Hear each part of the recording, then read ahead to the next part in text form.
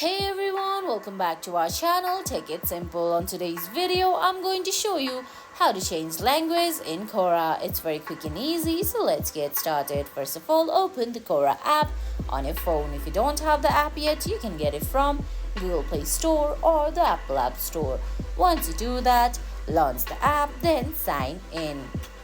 Now on the screen, you can see options like home, following, answer, spaces, and notification.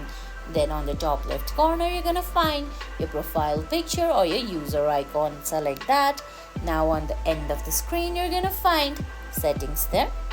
Now under settings, you can see options like account, privacy, email and notifications, then languages. Select languages. Now you can see on the screen there are a list of languages that you can select from. I'm gonna show you by selecting duets here.